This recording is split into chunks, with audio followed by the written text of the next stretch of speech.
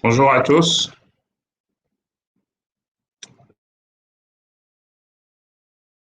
J'espère que tout le monde m'entend très bien. Donc, nous allons commencer cette session qui porte sur les populations clés, les migrants et la mobilité. Je vais modérer cette session avec Daniel Rojas Castro, donc, qui est à Marseille.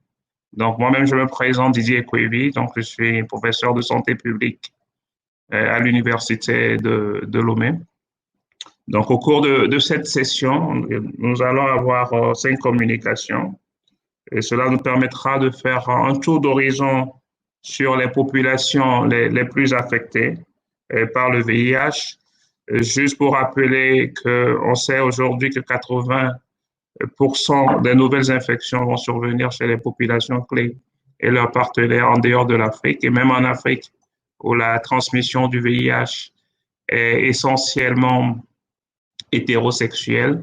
25% des nouvelles infections surviennent chez les populations clés et leurs partenaires. Donc, c'est aujourd'hui une occasion pour nous de se mettre un peu, de renouveler un peu nos connaissances sur ces populations qui sont un peu négligées, qui ont également droit à une vie sexuelle, qui ont droit à une vie comme tous les autres. Donc, ce tour d'horizon va apporter sur la santé sexuelle.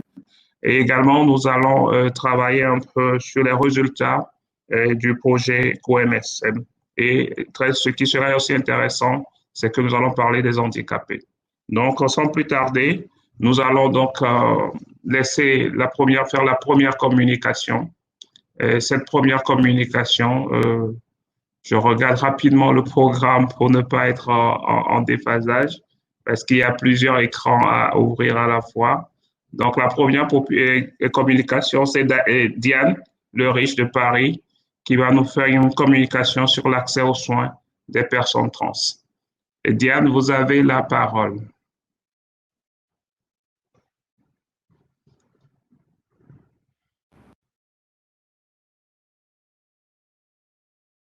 Bonjour à toutes. Nous allons aborder l'accès aux soins des personnes transgenres.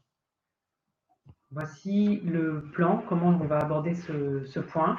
On va parler d'abord de personnes trans et VIH avec quelques chiffres. Ensuite, de la diversité des parcours de transition, des parcours trans. Puis, la diversité des profils de population transgenre. Les freins d'accès aux soins, ces difficultés. Comment actuellement on peut y pallier, comment on y pallie, et comment institutionnellement donner l'accès aux soins. Tout d'abord, quelques chiffres sur trans et VIH. Plus d'un quart de la population des femmes trans sont contaminées par le VIH dans le monde. La probabilité est 51 fois plus importante d'être contaminée par le VIH pour la femme trans, et son espérance de vie est entre 35 et 41 ans. Ces chiffres s'expliquent par une forte précarité, une forte exclusion, parce qu'une personne trans est souvent rejetée par sa famille, n'a pas accès au travail, n'a pas accès à un logement, n'a pas accès à une alimentation correcte, saine, ce qui fait que, en étant en rejet affectif, on peut se retrouver dans des relations amoureuses, amicales qui peuvent être toxiques, qui peuvent être violentes. Lorsqu'on n'a pas accès au travail, beaucoup de personnes trans se dirigent vers le travail du sexe. Elles peuvent s'y épanouir, mais avec la législation actuelle sur le travail du sexe, elles sont discriminées, exclues et se retrouvent surexposées à la vulnérabilité vis-à-vis du VIH, vis-à-vis des IST, et du coup se trouvent aussi surexposées à la violence, aux discriminations, au meurtre. Et on explique du coup ce chiffre de 35-41 ans, parce qu'il y a des personnes qui vont se suicider, des personnes qui vont être agressées, tuées, et des personnes qui vont souffrir de VIH sans être soignées et d'atteindre le stade SIDA, et aussi d'autres comorbidités, ce qui fait que ce chiffre est très faible par rapport à la population mondiale d'espérance de vie. Abordons maintenant les différents parcours de transition, la diversité, c'est-à-dire qu'une personne trans n'est pas obligée de choisir tel ou tel parcours, elle doit s'investir, elle s'investit dans son rapport à son corps, elle peut choisir une hormonothérapie, elle peut choisir des modifications corporelles ou un changement d'état civil, suivant un genre, sur leur prénom, ou c'est à la volonté de la personne de déterminer quel est son type de parcours. Les différents types de populations transgenres en France. Quand j'ai parlé tout à l'heure des chiffres sur le VIH, évidemment, on retrouve majoritairement des personnes infectées par le VIH, souvent les personnes trans migrantes.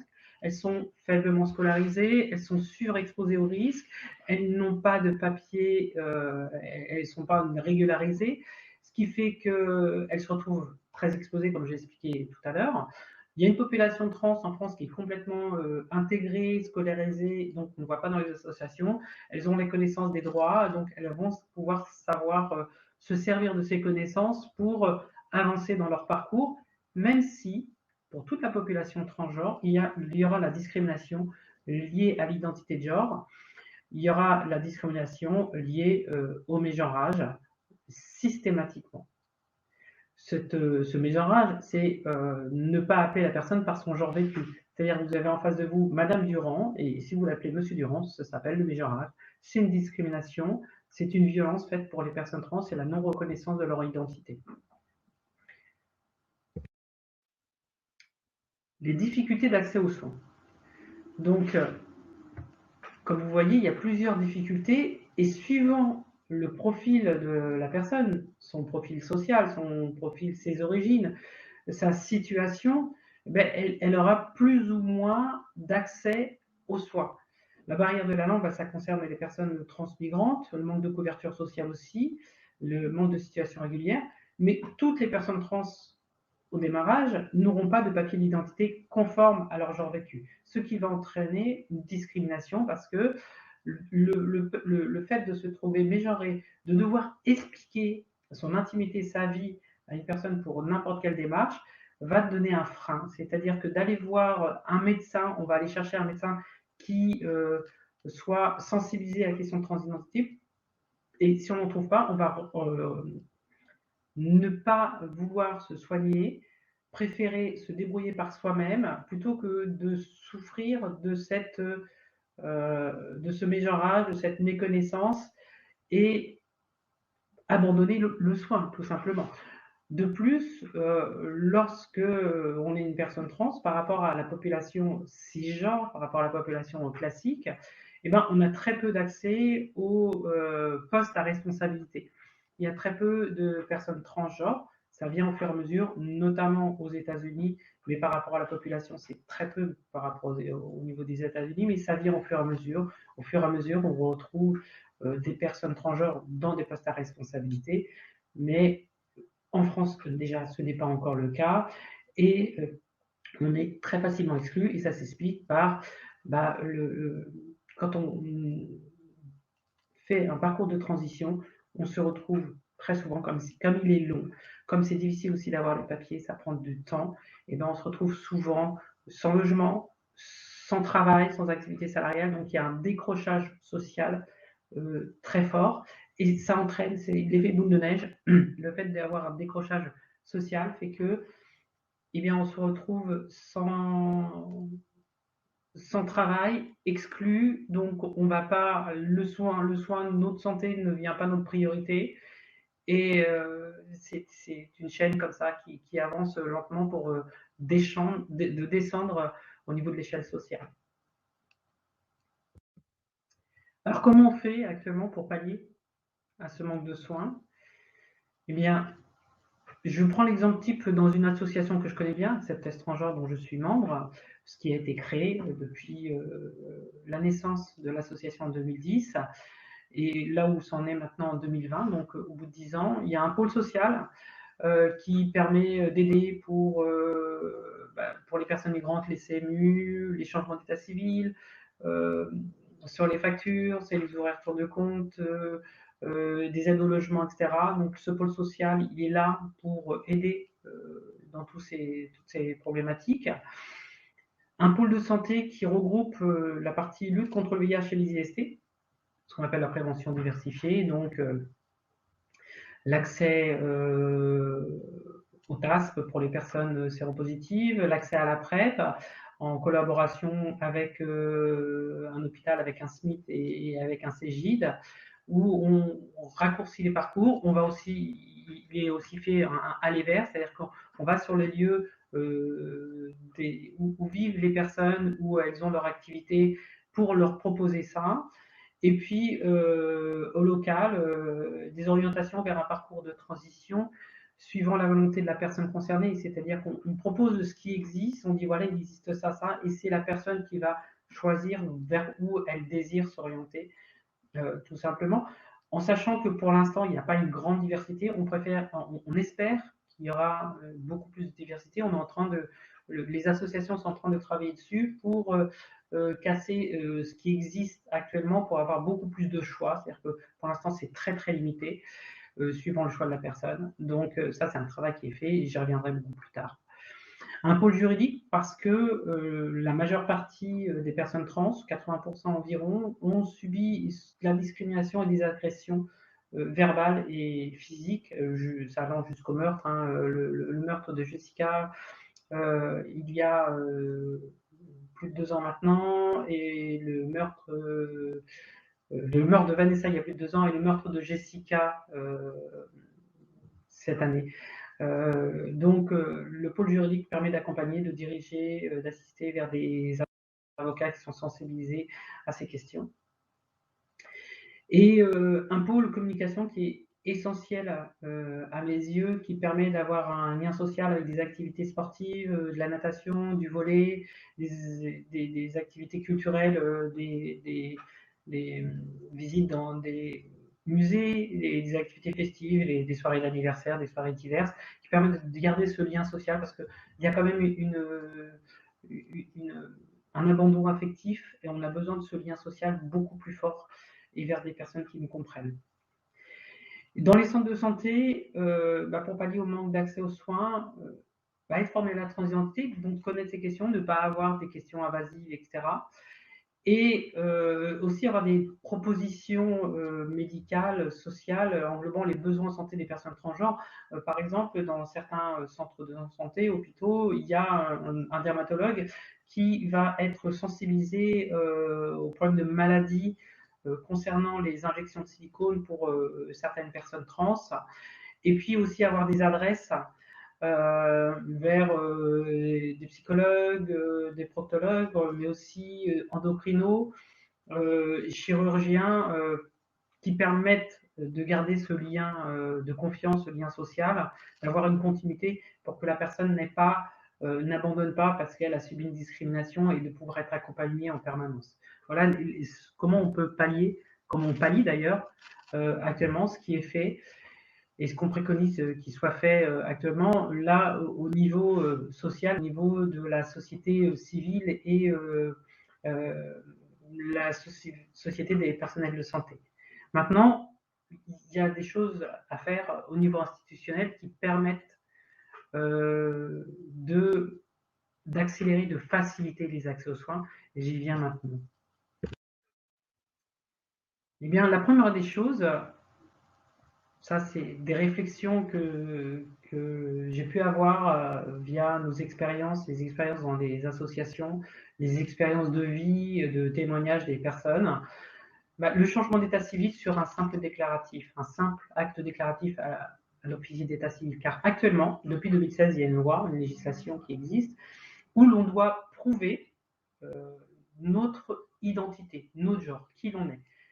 C'est comme on doit prouver, il faut qu'on remplisse certains documents, certaines choses sur une certaine durée, donc ça prend du temps. Et bien souvent, il faut qu'on soit déjà conforme à ce que l'État attend de nous. C'est-à-dire qu'on doit correspondre à un genre, à un stéréotype. Donc bien souvent, ça passe par des modifications corporelles, des prises hormonales, un vécu. Ça prend du temps, et cet état civil, il est délivré enfin comme une récompense, nous correspondant à ce que l'État attend de nous, ce que l'État se représente de ce qu'est être un homme ou une femme. C'est une récompense et ça ne correspond pas forcément à ce que les personnes désirent en fin de compte. Le, le stéréotype qui va être engendré ne peut pas forcément correspondre. Et avant 2016, il y a même des personnes qui ont fait des opérations génitales rien que pour avoir leur changement d'état civil, avoir des papiers conformes à leur genre vécu. Donc, c'est pas vraiment ce qu'il faut. Nous, ce qu'on désire, c'est voilà, que sur un simple déclaratif, en début de transition, on puisse aller dire, bah voilà, je suis telle personne, modifie, ce qui veut dire que le changement d'état civil ne vient plus là comme une récompense, mais comme un soutien de l'État au parcours de transition, au parcours de vie de la personne. Parce que avoir un changement d'état civil très tôt, eh ben, ça permet de ne pas avoir ce décrochage sur le travail, de le limiter, de limiter le décrochage sur le logement, parce que nos papiers correspondant là à notre genre vécu, on ne va pas avoir de rejet parce que sur le fait. Et puis, si on a un rejet, au cas où on a un rejet, on peut là se servir de notre papier d'état civil pour porter plainte, arriver en procédure juridique pour dénonciation de transphobie. Et ça nous aiderait, ça aide réellement. Et du coup, même aussi pour les soins, bah, ça permet d'aller vers les soins, ne pas avoir ces problèmes de discrimination quand on a des papiers non conformes aux soins. La deuxième chose, c'est la régularisation des personnes transmigrantes. Eh bien oui, quand on est une personne transmigrante, on n'est pas avec des papiers régularisés, on va dire. Bah, la priorité, c'est la survie et c'est pas le soin. Donc on abandonne l'idée de soin parce que si on va se faire soigner, on a peur d'être dénoncé, d'être renvoyé dans un pays qui va assassiner. Je prends l'exemple du Brésil où il y a un nombre d'assassinats énorme de personnes trans. Et c'est des questions de survie, là. Et du coup, la question de soins, on n'y pense pas, même si le soin, c'est aussi de la survie. Les personnes transmigrantes n'y pensent pas forcément. Donc, la régularisation des personnes transmigrantes permettrait de lever ceci. Ensuite, un parcours de transition personnalisé. Un parcours de transition personnalisé. Pourquoi? Parce qu'actuellement, quand on désire faire des modifications corporelles, notamment génitales, eh bien, si on veut que ce soit pris en charge, parce que on peut toujours se faire opérer à l'étranger, mais ça a un coût, et comme tout ce qu'on a vu avant, où il y a beaucoup de personnes trans sont précarisées, on parle beaucoup d'argent, hein, sont très peu dans les hautes classes sociales. Il y a mis à part quelques exceptions, donc la majorité se retrouve sans beaucoup de moyens. Donc on désire que ce soit pris en charge. Mais quand on veut que ce soit pris en charge, on est obligé de passer par une équipe pluridisciplinaire hospitalière qui reste sur des préconisations datant, on va dire, du siècle dernier, des années 1900, qui est très psychiatrisante. Donc l'équipe est composée de psychiatres, d'endocrinos et de chirurgiens, mais les psychiatres veulent nous faire rentrer dans une représentation qu'ils ont de ce qu'est une femme ou un homme, donc avec un stéréotype hétéronormatif, c'est-à-dire que si on est une femme, ben, on doit aimer les hommes, etc. Il y a tout un tas de choses qui fait qu'on doit rentrer dans cette case, ce qui fait qu'on n'est plus, ils ne désirent pas que l'on soit qui nous sommes, mais ce qu'ils veulent, ce que nous sommes. Ce qui fait que c'est très très violent, c'est obligatoire, c'est un suivi obligatoire. Il peut durer entre 3 et 10 ans, donc c'est très long. Donc c'est très excluant aussi de la société civile, de tout ce qu'on désire avoir. On passe ensuite dans les mains d'endocrinologues qui, encore jusqu'à très peu de temps, pour les femmes trans, donnaient un anti-androgène toxique, créant des méningiomes et créant des dépressions, amenant des souffrances supplémentaires avant d'avoir accès à des oestrogènes féminisants. Donc on se retrouvait rapidement sans aucune hormone dans notre corps et évidemment entraînant toutes les complications psy que ça peut avoir. C'est-à-dire que là, du coup, on pouvait se retrouver en grand état de dépression, de dépréciation de soi, et ce qui fait que par ce jeu-là, on renvoyait vers le psychiatre qui donnait des antidépresseurs, des anti. C'était un cercle vicieux. Si on est bien accompagné, si on est bien pris, il n'y a pas de système de dépression. on est surtout bien dans sa peau, bien dans sa tête, et on avance, et la transition peut être joyeuse. Elle devrait l'être joyeuse pour tout le monde d'ailleurs. Et ensuite, on a accès au chirurgien, mais ça, au bout de entre 3 et 10 ans, donc c'est relativement long. Alors que si on avait un parcours de transition personnalisé, avec au centre la personne qui décide en tant que personne responsable de ce qu'elle désire. Si elle désire avoir un accompagnement via un psychiatre, c'est elle qui choisit. On n'est pas contre les psychiatres, mais contre la psychiatrie obligatoire. Donc, vers des psychiatres si elle a besoin, ou un psychologue, ou un endocrinologue. Voilà, suivant sa volonté, suivant ce qu'elle désire, son rapport à son propre corps, son rapport par rapport à l'autre, et ben c'est elle qui va décider. Et avec des équipes médicales formées, bienveillantes et respectueuses qui mettent la personne au centre et non pas leur dogme sur les personnes trans.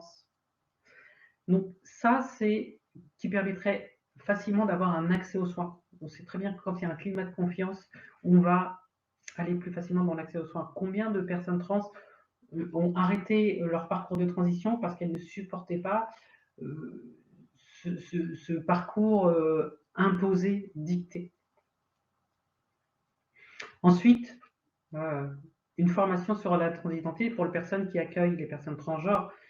Eh bien oui, que ce soit au niveau médical, que ce soit au niveau administratif, si la personne est formée, on n'aura pas des questions invasives sur la transidentité. Quand on vient pour une démarche de logement, on n'a pas envie qu'on nous pose des questions sur notre parcours de transition. On n'a pas envie de nous dire ah ben on ne croirait pas que vous êtes une personne trans. Ça veut dire quoi ça? Être une personne trans? Parce qu'être une personne trans, c'est pas bien.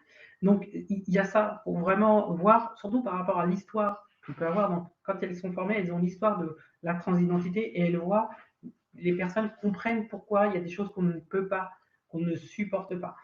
Et puis, truc tout bête, moi si je désire d'aller faire un examen ophtalmologique, bah, j'ai pas envie qu'on me parle, qu'on me demande si je suis opéré ou pas. Enfin, jusqu'alors, la vue, c'est avec mes yeux, c'est pas avec mon opéra génital. Donc, il n'y a pas de raison d'avoir des questions comme ça. Si le personnel est formé, eh bien, on n'a pas tout ça. La formation va permettre ça. Et donc, il existe beaucoup de personnes trans qui sont en aptitude à former les personnels accueillant les personnes transgenres. Et enfin, last but not least, le respect de la transidentité dans les sphères médiatiques. Pourquoi? Parce que quand dans des journaux, dans des témoignages, dans des émissions, on dit l'ancien prénom de la personne trans, quand on lui pose des questions invasives, quand on fait des blagounettes, hein, moi je dis blagounettes, mais c'est très très très très violent. Quand on méjore la personne, quand on dit monsieur, madame, vous êtes quoi, etc. Eh bien, les personnes trans, en voyant ça, ne sont pas respectées. Et les personnes qui accueillent les personnes trans, ben, elles vont reproduire le schéma. Parce qu'on est conditionné par tout ce que l'on voit, tout ce que l'on entend, tout ce que l'on lit. Donc si on lit des choses discriminantes, des propos transphobes, ben, on va avoir tendance, par conditionnement, à les reproduire parce qu'on dit bah oui, mais telle personne a pu le dire et puis ça a bien passé. Et du coup, pourquoi je ne le ferais pas? Donc c'est très très important. Parce que si on se sent discriminé, on ne va pas aller vers les accès aux soins. Voilà. Je vous remercie pour votre écoute. Et maintenant, bah, si vous avez des questions, bah, je suis à vous. Merci.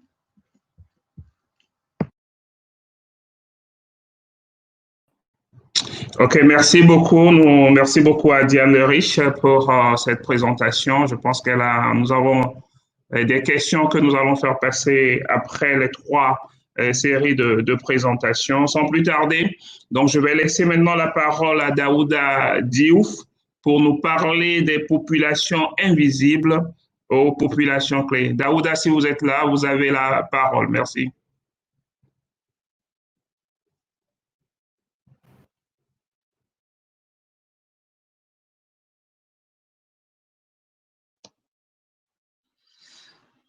Bonjour, merci. Nous sommes très heureux de participer à la conférence Afra-VIH et nous allons vous faire une présentation sur population invisible et population clé. Nous allons vous parler de l'évolution des concepts et l'évolution des terminologies, la question de la visibilité des populations clés, ainsi que la situation actuelle des populations clés dans le monde et les défis que ces populations rencontrent. Slide. Donc, nous avons eu depuis le début plusieurs phases. La première qui a consisté à une phase où les populations clés aujourd'hui étaient invisibles, non présentes dans les statistiques, pas reconnues sur le plan social. Nous avons assisté à des contextes où il y avait un déni de leur existence et de leur contribution de leur vulnérabilité au VIH dans certains contextes, alors que dans d'autres, très tôt, nous avons vu l'impact que cela a eu dans différentes communautés. Par la suite, il y a une évolution des concepts et des appellations. Dans un premier temps, les populations clés étaient appelées populations à risque. Par la suite, population à haut risque, c'est-à-dire most at risk population, comme on appelle en anglais. Et à force de la mobilisation des organisations qui travaillent sur les droits de l'homme, des militants associatifs, ainsi que des données scientifiques qui étaient de plus en plus disponibles, nous avons évolué vers le terme de population vulnérable. Et enfin, assez récemment, la question de l'identité de genre a permis aussi de les appeler minorités sexuelles. Et aujourd'hui, des années 2015 et 2016, il y a eu beaucoup de travaux qui ont permis d'arriver à un consensus et à l'appellation de population clé. Lorsqu'on regarde justement les statistiques de la réponse au VIH, les statistiques de la situation du sida dans le monde, on se rend compte que pendant plusieurs années, toutes les statistiques qui étaient publiées, notamment à travers le rapport annuel de l'ONU-SIDA, parlaient plutôt des adultes, des femmes et des enfants de moins de 15 ans. Donc, quand il y avait une certaine invisibilité des populations clés, à l'exception peut-être des travailleurs du sexe et de leurs clients et des consommateurs de drogue dans les pays de l'Est, ainsi que des populations homosexuelles dans les pays du Nord. Et en même temps, nous avons aussi remarqué que les réponses, que ce soit au niveau national et au niveau local, n'adressaient pas véritablement les besoins spécifiques et la vulnérabilité des populations clés, en particulier dans les pays de l'Afrique francophone, je dois dire. Et enfin, l'environnement social, politique et réglementaire était souvent stigmatisant, et répressif et ne permettait pas la visibilité et l'expression de la spécificité des populations clés. Lorsque nous examinons ce graphique, nous nous rendons compte que de 2006 à 2017, nous avons, quand on analyse la prévalence du VIH chez les travailleurs du sexe, il y a beaucoup de pays que nous voyons ici en blanc où il n'y avait véritablement pas de données sur la prévalence des populations clés. Ou bien parce qu'il n'y avait pas la volonté politique, ou bien il n'y avait pas un intérêt scientifique, ou il y avait une certaine volonté, un déni d'existence et de contribution à la propagation de l'épidémie au sein des populations clés. Donc, et petit à petit, nous avons aussi remarqué la même chose chez les hommes qui ont des relations sexuelles avec d'autres hommes, où nous avons aussi ici, comme le montre ce diapo, de 2007 à 2016, très peu de pays qui avaient des données de prévalence sur chez les hommes qui ont eu des relations sexuelles avec les hommes. Lorsqu'on regarde, par exemple, la situation de l'Afrique de l'Ouest, on se rend compte, l'Afrique francophone en général, très peu de données, sauf la Côte d'Ivoire, le Sénégal, le Mali, avaient des données sur la prévalence chez les hommes qui avaient des relations sexuelles avec les hommes. Ce qui consacre un peu ce qui montre un peu la question, la situation invisible des populations clés dans ces pays. Et en analysant, on se rend compte aussi que ce soit le diapo précédent comme celui-là, il y avait une absence totale de données sur les différenciations régionales en termes de diversité des orientations sexuelles et d'identité de genre. Et que nous avions aussi des appellations et des nomenclatures qui étaient complètement différentes. Les expressions sexuelles et de genre n'étaient pas comprises et présentées de la même façon.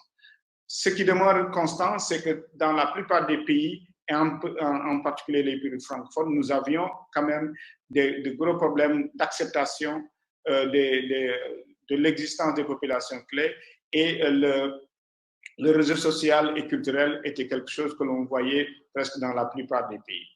Et un élément très important restait aussi l'existence de lois répressives, et très peu de pays avaient effectivement des lois qui protégeaient, sauf si les personnes vivant avec le VIH, parce que nous avons eu la loi sur le VIH et la protection des personnes vivant avec le VIH. Mais pour ce qui concerne les populations clés, on a connu essentiellement des lois et des situations de répression et de déni d'existence. Le travail qui a été fait par les militants associatifs, la mobilisation communautaire et les scientifiques a aussi permis finalement en 2015 et 2016 de pouvoir stabiliser et de bien caractériser la situation des populations clés et le concept de population clé, et qui ici dit clairement que, indépendamment du type d'épidémie et du contexte local, les populations clés sont davantage exposées à l'infection à VIH.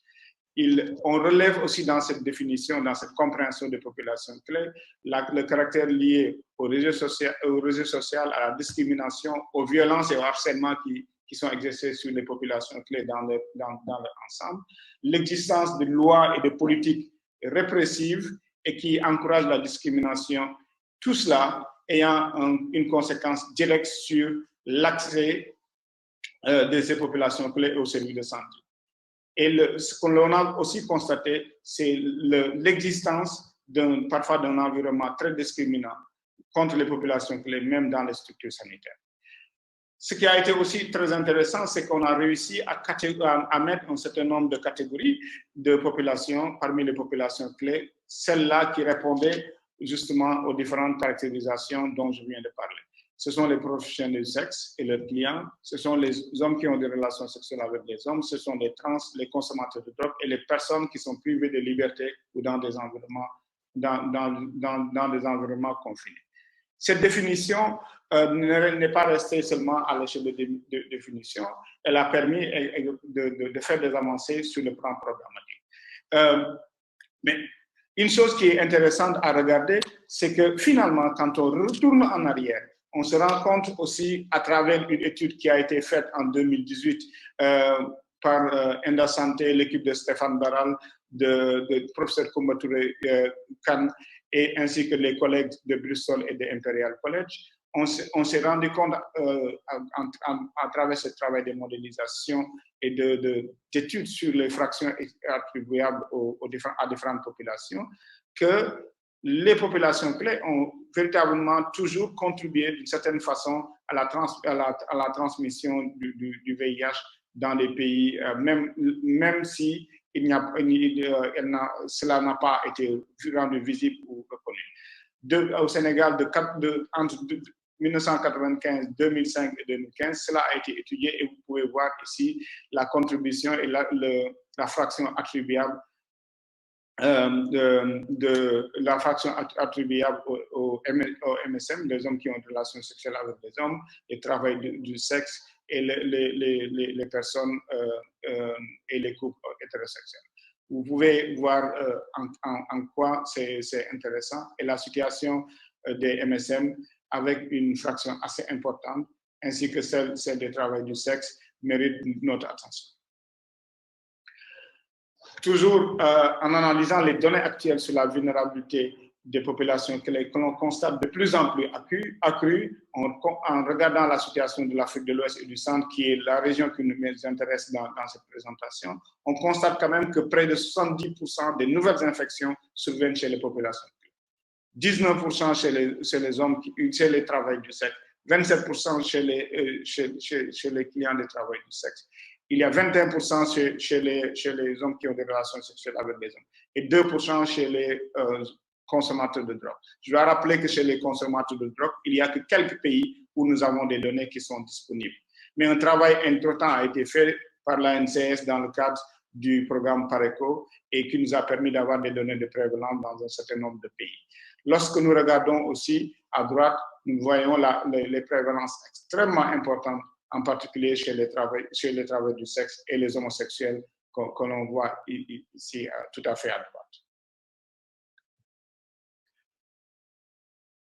La question de la visibilité se mesure aussi à une donnée extrêmement importante, c'est l'estimation de la taille des populations clés en Afrique de l'Ouest. Vous vous rendrez compte ici que sur tous les pays de l'Afrique de l'Ouest et du Centre, il n'y a qu'un certain nombre de pays, un nombre très réduit de pays qui disposent aujourd'hui de données sur la taille des populations clés. Lorsqu'on ne connaît pas la taille des populations, on ne peut pas planifier des programmes ambitieux pour pouvoir toucher ces personnes, réduire leur vulnérabilité et leur offrir des soins de qualité qui adressent de manière adéquate leurs besoins par rapport au VIH/SIDA et aux autres infections. Donc, les seules données disponibles viennent du Cameroun, de la Côte d'Ivoire, de la RDC, de la Gambie, du Mali, du Niger, du Sénégal et du Togo. Il reste encore donc beaucoup d'efforts à faire dans les pays pour pouvoir adresser la question des populations clés. Justement, parlant de défis, on se rend compte qu'il y a encore beaucoup de défis et de barrières qui subsistent. La question des données épidémiologiques désagrégées et précises est un véritable problème. Certains pays ont fait beaucoup d'efforts, mais il reste beaucoup de pays où les données sont très approximatives et très complètes et parfois même vieilles de plus de 5 ans. Nous avons aussi une situation liée au mouvement associatif, aux militants. Nous avons vu l'émergence de plusieurs associations identitaires, des réseaux d'associations, des organisations de la société civile. Nous avons eu des organisations qui ont fait un travail remarquable en participant véritablement à l'élaboration et la mise en œuvre des programmes destinés aux populations clés. Mais il reste que la plupart de ces associations ont des statuts illégaux, non reconnus et travaillent dans des conditions de stigmatisation et de discrimination qui limitent l'impact de leur intervention. Nous avons toujours dans les pays des programmes qui sont construits à partir de chiffres extrêmement réduits ou alors d'un déni d'existence de toutes les populations clés, ce qui empêche que l'on adresse la question de leurs besoins et de leur vulnérabilité au VIH de manière adéquate. Et enfin, il faut noter que dans la plupart des pays de l'Afrique francophone et au-delà, nous avons encore des politiques et des lois qui sont répressives. Et nous avons un environnement social marqué par la stigmatisation, la discrimination et les violences à l'endroit des populations clés qui, au lieu de favoriser leur expression, leur visibilité pour qu'on puisse leur offrir les soins et réduire l'impact du VIH sur ces populations et partant sur la population générale, risque de les confiner encore dans une sorte de clandestinité et les rendre encore invisibles. Cela donc constitue des barrières et des défis pour les programmes à venir, et notamment ceux qui sont soutenus par le Fonds mondial, par le PEPFAR, par Expertise France, et qui sont soutenus aussi par les programmes nationaux de lutte contre le sida. Voilà donc ce que je voulais vous présenter très rapidement en restant à votre entière disposition, et je vous remercie.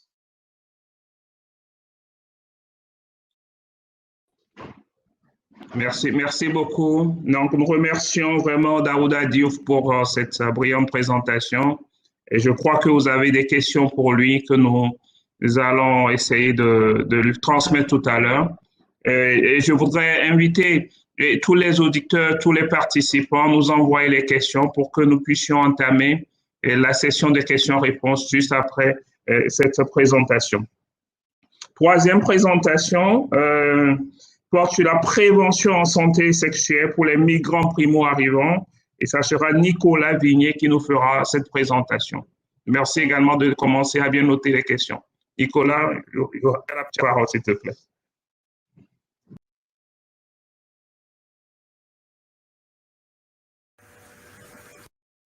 Bonjour à tous. Donc, ce matin, je vais vous présenter quelques diapositives qui sont issues de nos réflexions à la Commission migrants de la Société française de lutte contre le sida.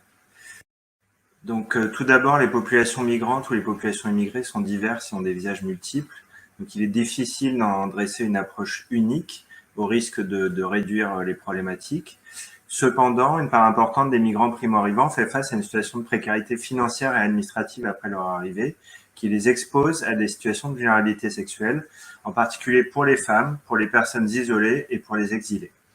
Et ces situations de vulnérabilité sexuelle les surexposent à l'infection par le virus du VIH en France, là où ils étaient déjà surexposés avant leur arrivée, mais pas que à l'infection par le virus du VIH, aussi à une sexualité non choisie, aux grossesses non désirées, aux violences sexuelles, aux IST.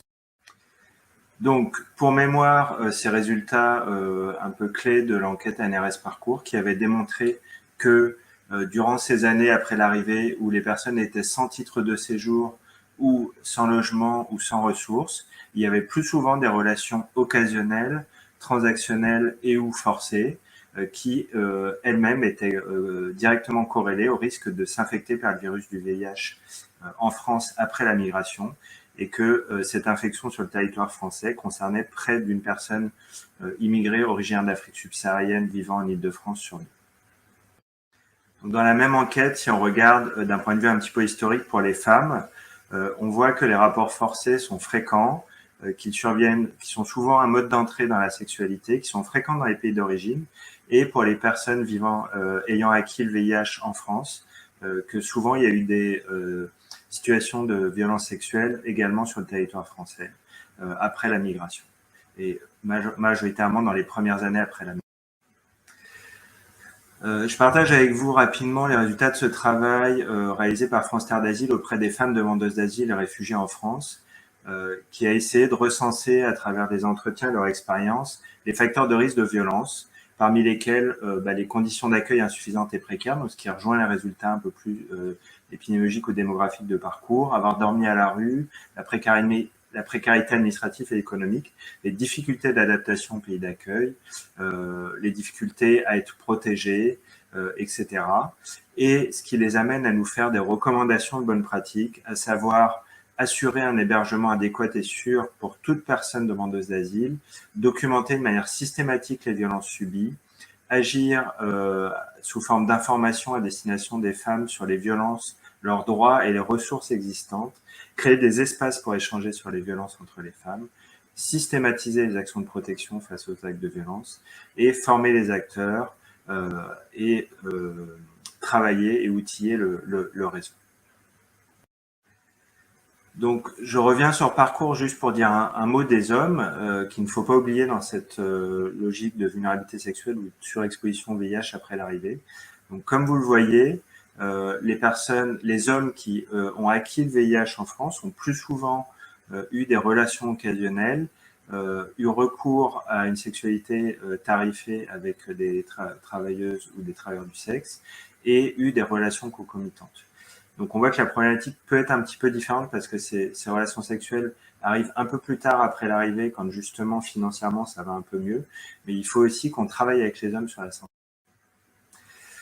Donc, Parcours faisait le focus principalement sur les hétérosexuels en situation de vulnérabilité sexuelle, mais il y a d'autres populations clés parmi les immigrés auxquelles il faut s'intéresser, sur lesquelles il faut travailler.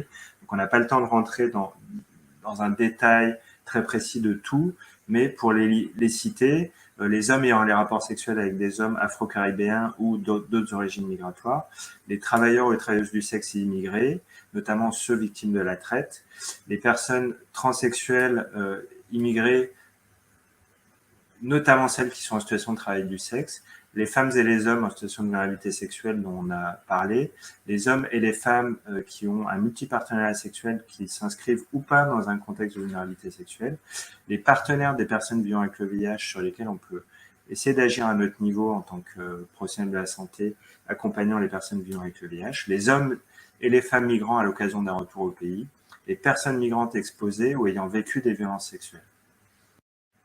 Donc les enjeux pour les immigrés, c'est de lutter contre les violences sexuelles et le risque d'acquisition du VIH en France, ce qui implique d'agir au niveau politique, social et sanitaire, mais aussi à un niveau qui est le nôtre, qui est celui de la prévention.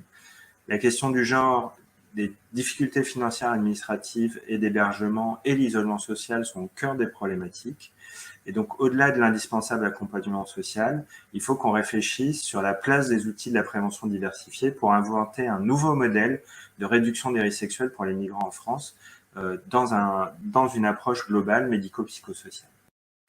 Donc, on pourrait résumer comme ça l'ensemble des outils à notre disposition pour la santé sexuelle des personnes migrantes. Donc, c'est bien sûr les outils de la prévention diversifiée dont on parle beaucoup à la FRAVI, que sont le préservatif, le dépistage, la PrEP, le TASP et le TPE. Mais c'est aussi un travail en santé sexuelle et outiller les personnes immigrées pour une sexualité choisie dans une logique d'empowerment, une santé reproductive et l'accès à la contraception pour ceux qui le souhaitent, une prise en charge globale médico-psychosociale en faisant tomber les barrières à l'accès aux soins, la vaccination, la prise en charge sociale et juridique, le traitement des IST, la notification aux partenaires sur lesquels on débute un travail avec la Haute Autorité en Santé dans lequel il ne faudra pas oublier les populations immigrées, le dépistage du cancer du col de l'utérus, la lutte contre la mutilation génitale féminine et les autres formes de violence sexuelle. Un mot sur la PrEP. Donc PrEP et migrants, on en a beaucoup parlé, on continue à en parler un petit peu. Est-ce que c'est complètement hors sujet? Alors, non, parce que déjà, d'un point de vue de santé publique, ça semble pertinent du point de vue des risques, du fait que c'est une population clé, mais beaucoup d'échecs dans nos initiatives, mais aussi des réussites qui reposent souvent sur une approche globale qui s'appuie notamment sur la médiation en santé et l'interprétariat, mais aussi qui s'articule avec les dispositifs qui sont en contact avec les personnes immigrées en situation de vulnérabilité sexuelle ou avec les populations clés qu'on a listées tout à l'heure, dont les HSH, les transsexuels. Voilà. Ne pas oublier aussi le contexte du voyage et du retour au pays sur lequel on peut travailler.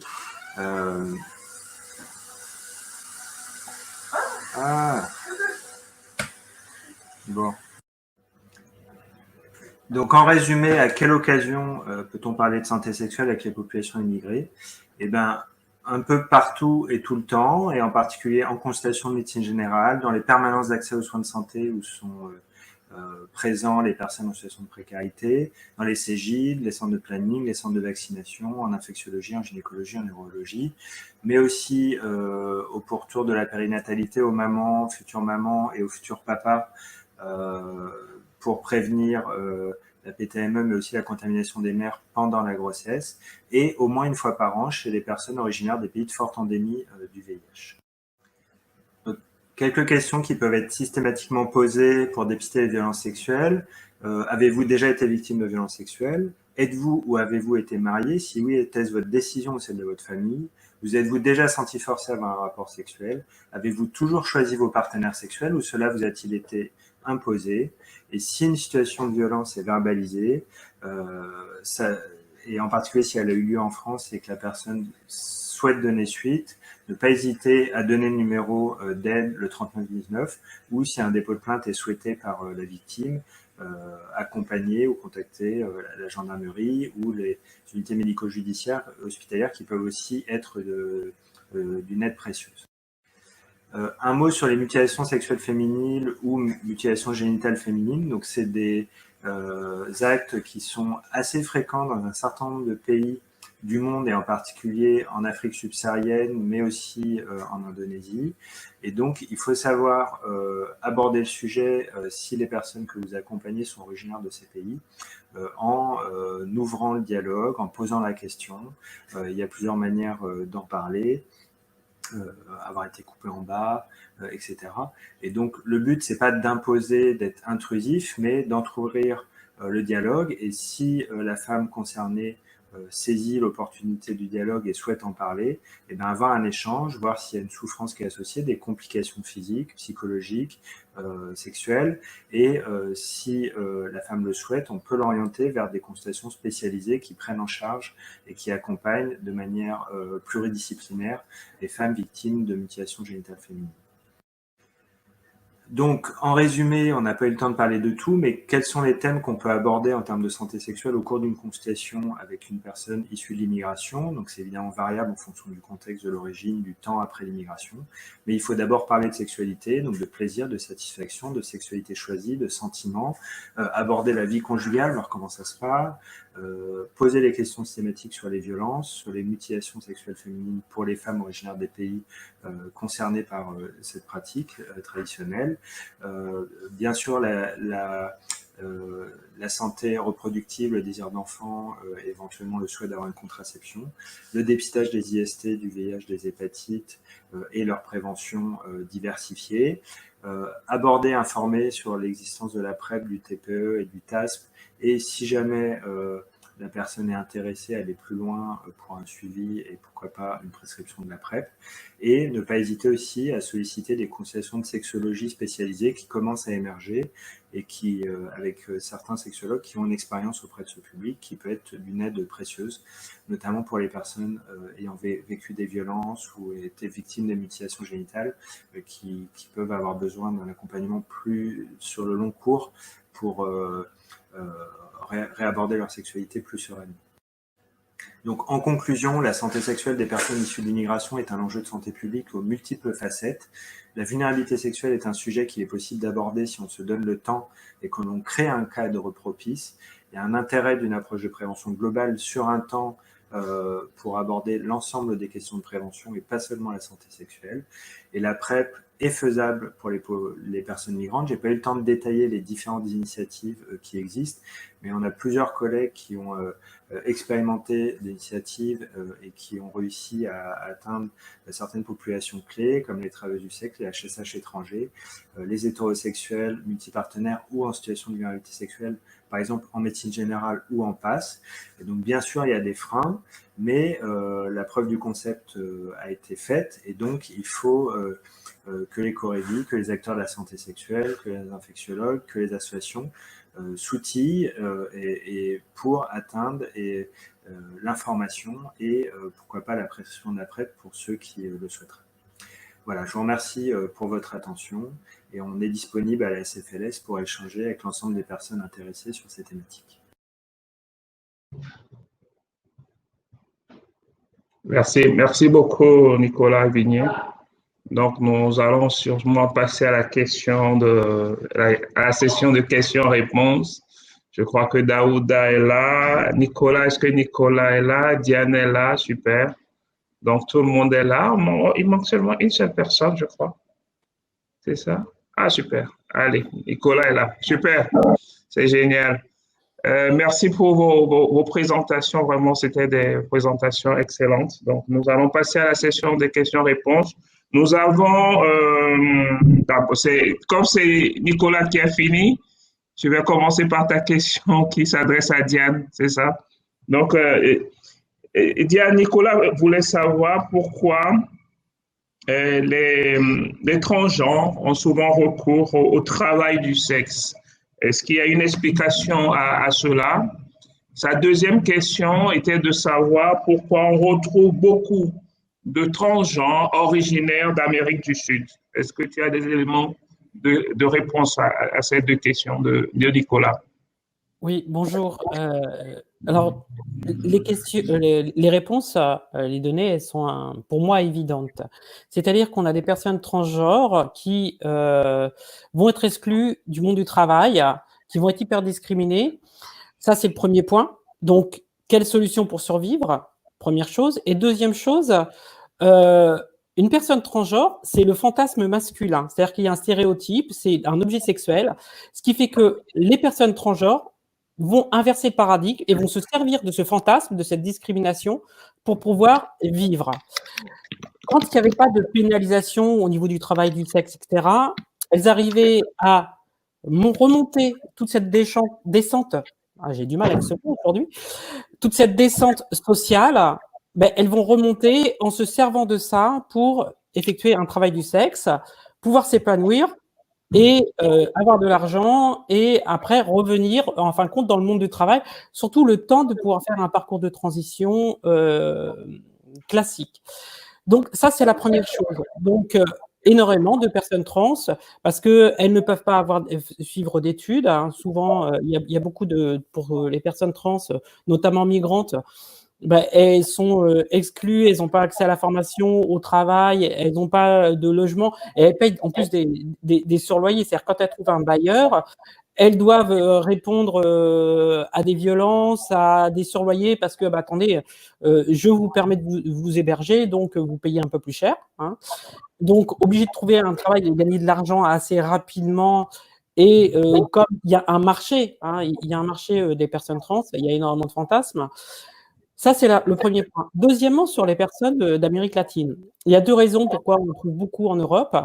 Première chose, c'est qu'il y a la colonisation de l'Amérique latine par l'Italie pour l'Argentine, le Portugal, l'Espagne pour les autres pays. Ce qui fait qu'il y a un réseau qui s'est créé avec l'Espagne, l'Italie et la France. Donc, elles vont migrer plus facilement dans ces pays d'Europe. Et la deuxième raison pour qu'elles migrent, parce qu'on va prendre l'exemple du Brésil, la violence, c'est des meurtres. C'est plus accepté, on va dire, quelque part, les personnes trans, ça fait partie quasiment de la culture, mais par contre, elles sont plus agressées. Ce qui fait que, naturellement, pour survivre, pour éviter la mort, parce que là, on est vraiment sur la question de vie ou de mort, elles vont venir en Espagne, en Italie, en France, pour pouvoir survivre. D'accord. Elles arrivent et elles ont, en fin de compte, il y a un réseau qui s'est établi naturellement pour venir. OK. Merci beaucoup. Donc, on va passer aux autres questions. Donc, il y a une question d'Esther. Je pense que tout le monde peut, cette question s'adresse un peu à tout le monde. Comment faites-vous pour identifier les associations illégales? Quelles mesures prenez-vous pour collecter les données auprès des associations illégales? Donc, je vais adresser cette question à Daouda, si Daouda le permet.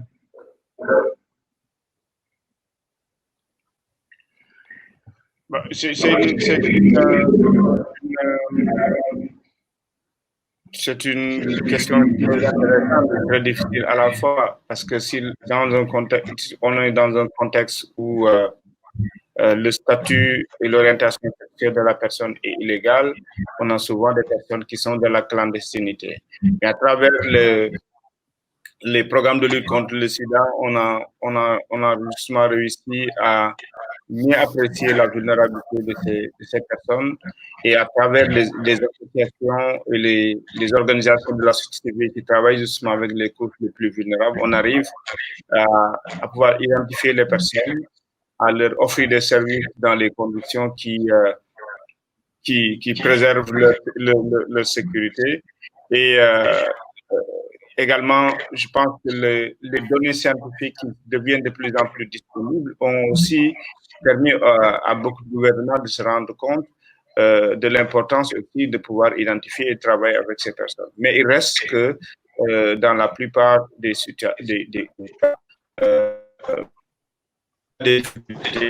populations et à les maintenir dans les soucis de soins. C'est une des réalités auxquelles on est confronté, effectivement. OK. Donc, je te renvoie encore la deuxième question très vite, Daouda. C'est une question de Michel Bourrelli. Il voudrait savoir, est-ce que tu es confiant pour l'avenir sur les populations clés en Afrique? Je veux dire, est-ce qu'il y a un espoir de voir évoluer la perception de la population générale d'Afrique de l'Ouest vis-à-vis des populations clés? Les populations clés, c'est des groupes multi-identités. Je crois qu'il n'y a pas une même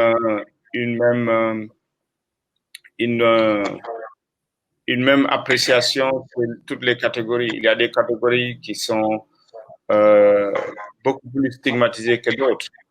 Il y a des pays où, par exemple, les travailleurs du sexe, c'est reconnu. Il n'y a pas, par exemple, au Sénégal, il y a une loi qui réglemente le travail du sexe. La question la plus difficile, c'est certainement la question des hommes qui ont des relations sexuelles avec les hommes. Mais, par exemple, pour les détenus, pour les consommateurs de drogue, là, on a constaté ces 5 dernières années des données intéressantes, des programmes qui commencent à se mettre en place. Mais il reste que sur la question de la perception sociale, de la répression et de l'acceptation culturelle, il y a encore beaucoup à faire. Il y a beaucoup à faire. De transformation sociale, mais il y a encore beaucoup de problèmes. Et voilà, je n'ai pas de réponse particulière, je ne peux pas dire comment ça va évoluer, mais c'est comme toutes les questions sociales qui sont assez difficiles à trancher finalement. OK, donc on va aller rapidement parce qu'on n'a que 3 minutes.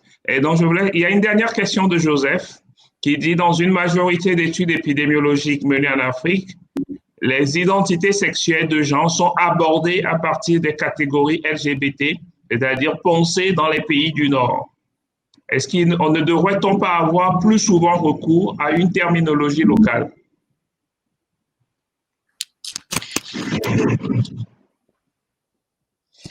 Effectivement, ça a été Daouda, une réponse rapide pour que je puisse poser 2-3 petites questions à Nicolas et puis à Diane, pardon. J'ai les casques pour que ça passe mieux. D'accord. Effectivement, c'est un débat qui se pose actuellement sur comment avoir une autre appellation, une nomenclature un peu plus locale qui prenne en compte les situations.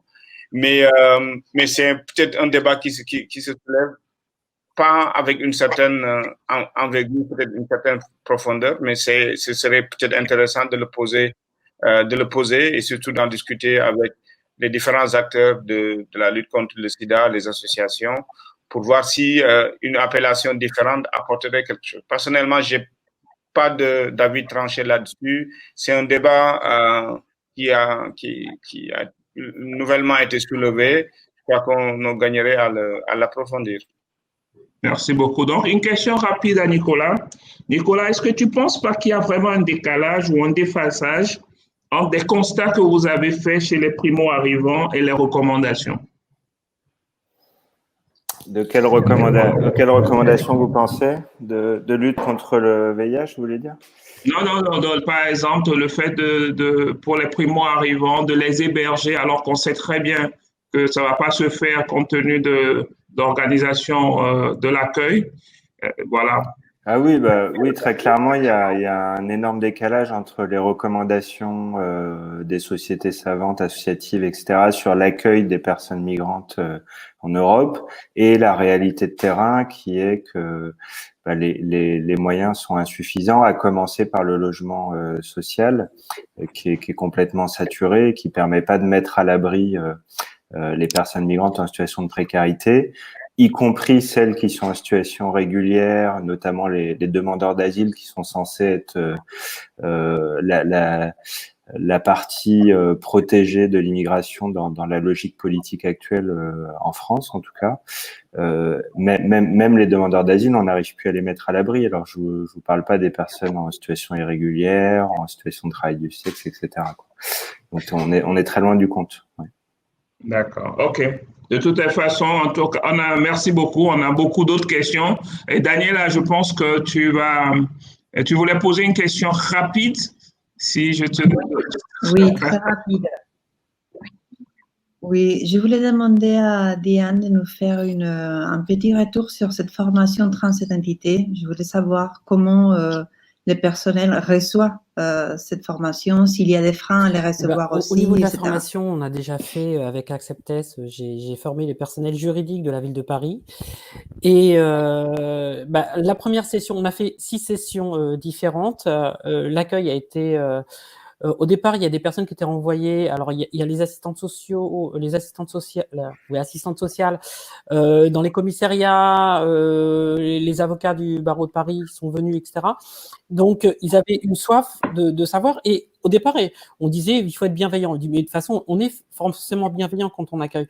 Oui, mais même si l'intention est bienveillante, il y a tous ces conditionnements qui font que, du coup, on n'est pas bienveillant parce qu'on pose des questions. Il y a des choses qu'on ne sait pas, qu'on ne connaît pas. Donc, le fait d'amener cette formation et les retours ont été très positifs derrière parce qu'on explique vraiment, parce que c'est hyper important de connaître l'histoire de la transidentité, les classifications au niveau de la classification internationale des maladies par l'OMS pour savoir comment ça a évolué et pourquoi on n'accepte pas, par exemple, le terme transsexuel. C'est juste pas possible de l'entendre. Et surtout pas transsexuel au masculin, parce que nous sommes des femmes transgenres, c'est pas la sexualité. Et c'est pour ça que je vais rebondir un petit peu sur l'identité les notions LGBT. Et que si on est gay, si on est lesbienne ou si on est une personne trans, d'ailleurs, on peut être une personne trans ou gay ou lesbienne, c'est pas la même sexualité, c'est pas la même prévention. Donc, il y a bien des choses bien spécifiques et les personnes trans regroupent toutes les discriminations comme ça dessus, avec l'identité de genre qui est quand même très, très, très prévalente sur les discriminations. Et ces formations, ça a permis d'ouvrir, et c'est l'effet boule de neige. Ces personnes qui ont été formées en ont parlé à leurs collègues, et on a des collègues qui sont venus derrière, et il y a une forte demande, et tout est fait d'une manière très pédagogique, et on accepte justement toutes ces questions qui peuvent être malveillantes au démarrage pour pouvoir lever tout ça. C'est connaître les stéréotypes des personnes pour pouvoir avoir une formation adaptée. Merci beaucoup. Merci. Bon, on va clore cette séance de questions-réponses et on va passer aux communications orales. Donc, je voudrais présenter mon collègue Elias Da. Il est médecin-chercheur en épidémiologie et santé publique au Burkina Faso. Il est rattaché à l'Institut national de santé publique au centre MIVAS et à l'Association africaine Solidarité. Il travaille principalement sur la prévention et la prise en charge de VIH chez les HSH, et il va présenter une communication sur les suivis préventifs trimestriels et l'incidence de VIH chez les HSH en Afrique de l'Ouest. Donc, OMSM.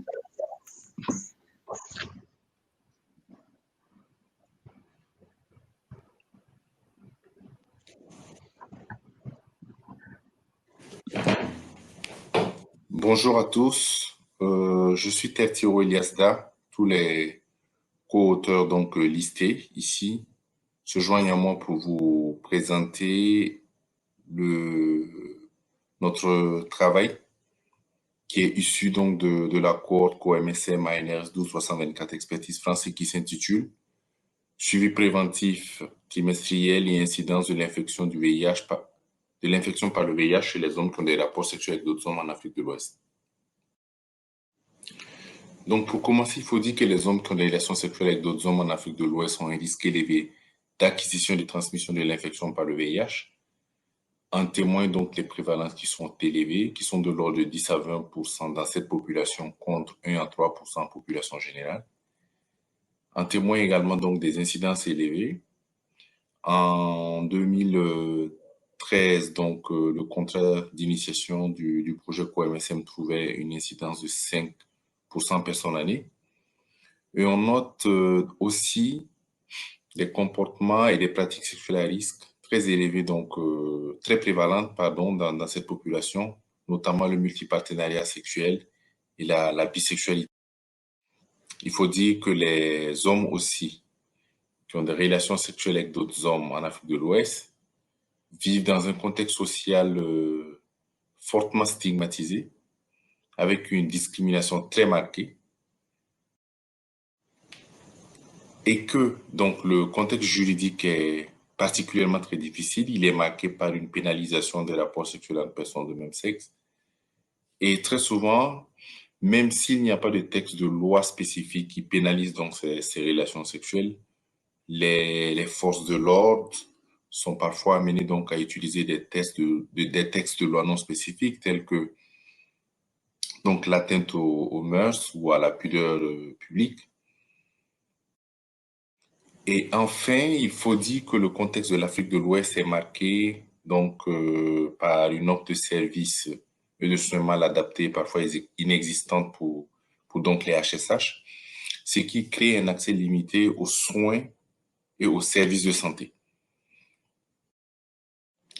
Donc, dans ce contexte, notre travail donc a pour objectif général d'évaluer l'acceptabilité d'un suivi préventif trimestriel et l'effet de ce suivi préventif trimestriel donc sur l'incidence du VIH chez les HSH en Afrique de l'Ouest. Et comme méthode, il faut savoir que le projet COMSM est donc une étude de cohorte prospective qui a été menée entre 2015 et 2018 pour ce qui est des séronégatifs dans les cliniques associatives donc en Afrique de l'Ouest. Donc au Mali, c'était à Bamako, à Katida, en Côte d'Ivoire, à Abidjan, donc à Espace Confiance, au Burkina Faso, à Ouagadougou, à l'Association africaine de solidarité, et au Togo, à Lomé, à Espoir Vitogo. Donc, pouvait participer à ce projet tout homme qui rapportait au moins un rapport sexuel avec un autre homme au cours des 3 derniers mois, qui était séronégatif pour le VIH, qui était âgé d'au moins 18 ans. Et à tout participant, donc, on proposait un suivi préventif trimestriel qui était fait d'un examen clinique réalisé donc par un médecin, la proposition d'un dépistage du VIH trimestriel, une offre d'initiation du traitement antirétroviral pour tous les participants qui découvraient donc leur séropositivité au VIH, un diagnostic et un traitement donc des infections sexuellement transmissibles par une approche syndromique, un accompagnement communautaire réalisé par les pères éducateurs, une distribution de gel et de préservatifs et un recueil donc de données socio-comportementales donc semestrielles. Dans notre étude, donc, l'effet du suivi préventif trimestriel sur la séroconversion a été donc recherché par une analyse de survie, donc par une régression de Cox.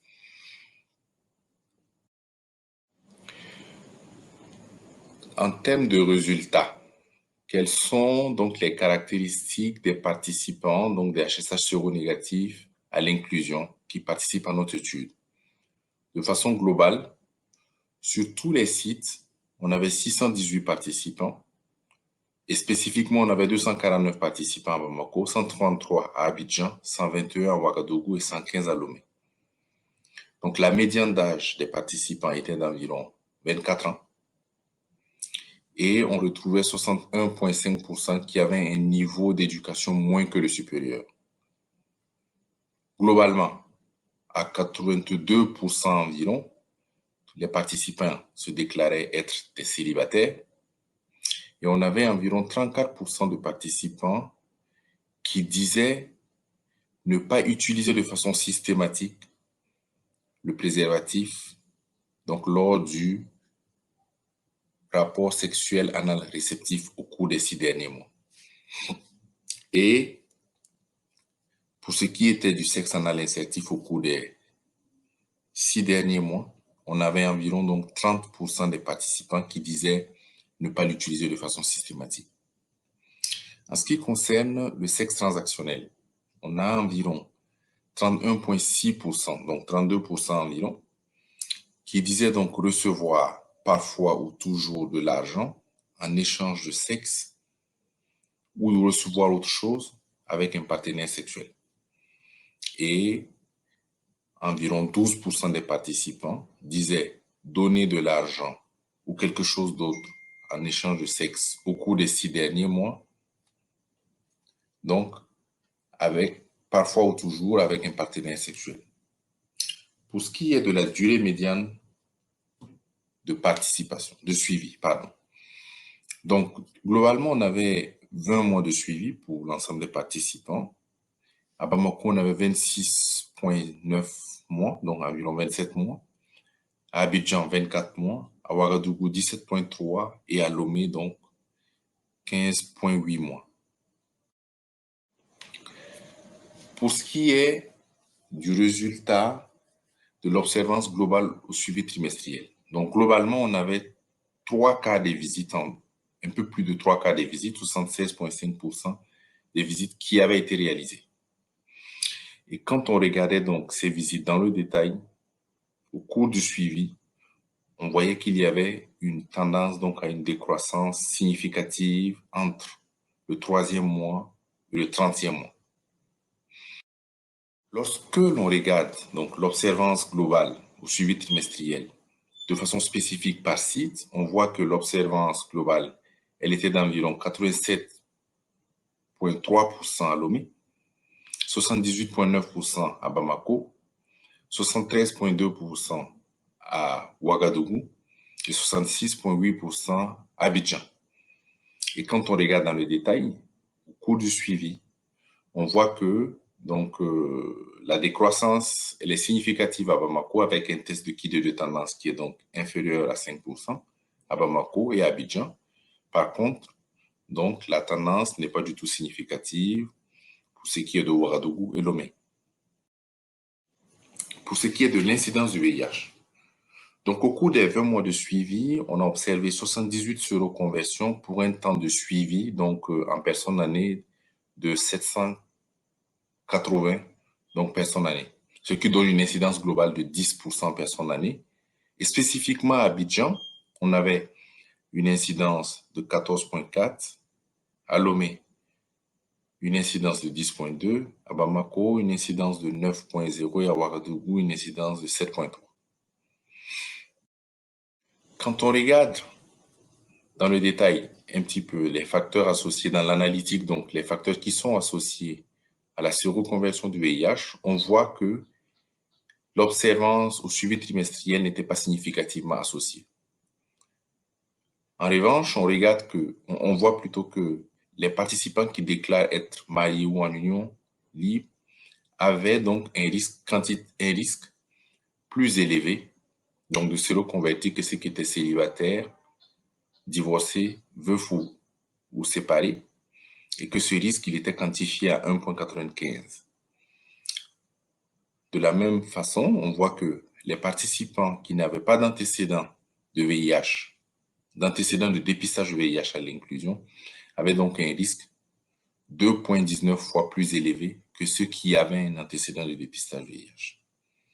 Pour ce qui concerne l'utilisation du préservatif lors du sexe anal insertif, on voit que les participants qui n'utilisaient pas donc, le préservatif de façon systématique et ceux qui n'avaient pas de sexe anal insertif avaient respectivement donc, des odds ratios, donc des risques de séroconvertis de 2,87 et de 3,12. Et pour ce qui concernait l'utilisation du préservatif lors du sexe anal réceptif au cours des 6 derniers mois, on voit très bien ici, sur la dernière ligne, que les participants qui n'avaient pas de sexe anal réceptif avaient donc un risque moindre, environ 0,50%, environ 0,5, donc 50%, de ne pas se reconvertir par rapport donc, à ceux qui utilisaient de façon systématique donc, le préservatif lors du sexe anal réceptif. Donc, en guise de conclusion, on peut dire que l'incidence du VIH reste élevée chez les HSH malgré le suivi préventif trimestriel et que donc, ce tableau fait que l'ajout d'autres outils de prévention tels que la prophylaxie pré-exposition est indispensable pour maîtriser l'épidémie chez les HSH et au-delà donc dans la population générale. Je suis à la fin de ma présentation. Je remercie les participants à la cohorte, l'ensemble donc des partenaires du Sud, au Mali, en Côte d'Ivoire, au Burkina Faso, au Togo, et également donc les participants du Nord, à Transvimi, donc à l'IRD à Montpellier, le CESTIM à Marseille, Coalition Plus en France et l'Institut de médecine tropicale d'Anvers en Belgique. Je n'oublie pas non plus donc de remercier les financeurs qui sont la NRS et l'initiative 5%. Je vous remercie. Merci beaucoup, Elias. Merci beaucoup pour ces résultats super intéressants. Nous allons procéder maintenant à la deuxième communication orale. Donc, j'ai le plaisir de vous présenter Sodea Yen. Il est basé à Dakar, Sénégal, et il va présenter accès des personnes handicapées au service VIH, un défi pour l'attente de 3,90 en Afrique de l'Ouest.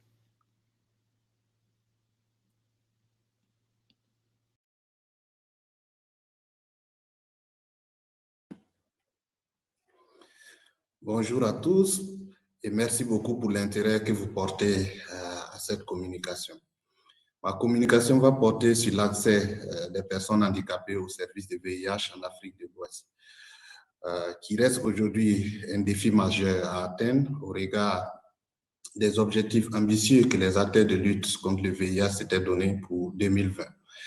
Mais avant de revenir très concrètement sur la présentation, je tenais à préciser que cette présentation s'est faite dans le cadre d'un projet multi-pays qui a été mis en œuvre par Humanité et Inclusion au niveau de l'Afrique de l'Ouest.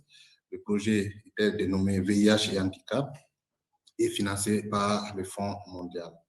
Donc, dans le cadre de ce projet, plusieurs actions ont été menées, dont la réalisation d'études biocomportementales de la vulnérabilité des personnes handicapées sur le VIH. Et ces études ont été réalisées notamment au Burkina, au Niger, en Guinée-Bissau et au Cap-Vert.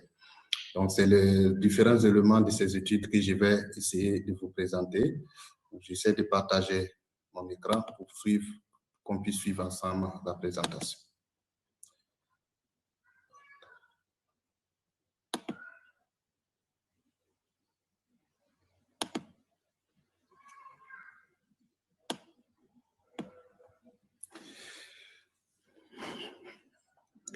Alors, comme je venais de le situer, donc c'est dans le cadre d'un projet régional que ces études ont été réalisées. Et pourquoi ces études ont été réalisées?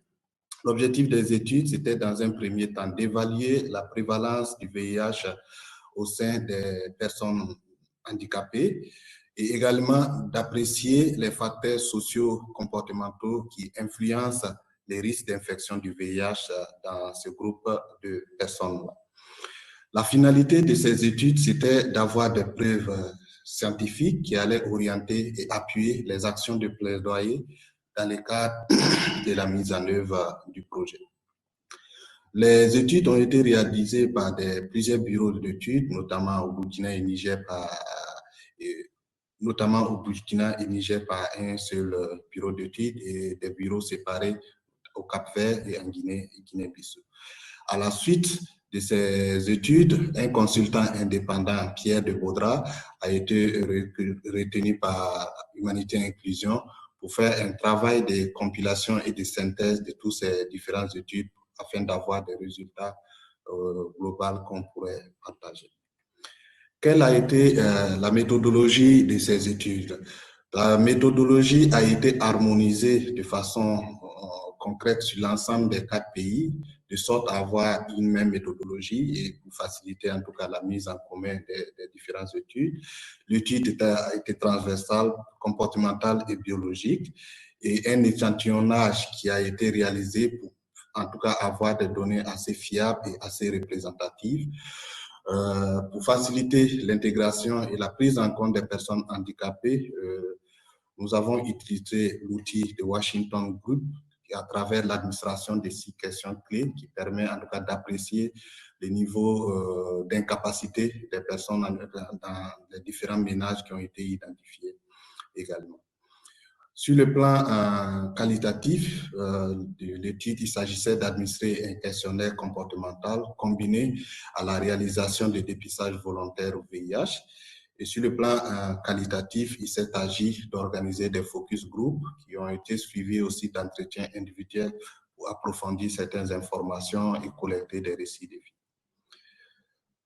Quels sont les résultats que la synthèse de ces 4 études nous montre? Le premier élément important à montrer, c'est la pauvreté. La pauvreté qui est un élément caractéristique qui est vraiment commune sur l'ensemble des 4 pays de l'étude. Et comme vous pourrez le voir, elle varie d'un pays à l'autre avec des proportions assez importantes au Niger et au Burkina. Mais de façon globale, 44% des personnes qui ont participé à l'étude déclarent ne pas avoir de revenus propres.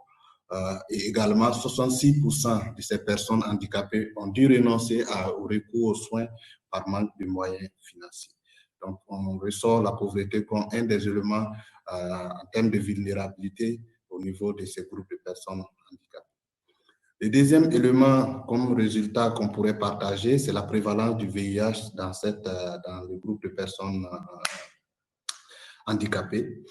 De façon globale, les graphiques le démontrent très bien. En comparant les données de prévalence du VIH chez les personnes handicapées avec les données de prévalence dans la population générale, on trouve parfois 2 à 3 fois des prévalences très élevées chez les personnes handicapées dans la communauté, dans la population générale.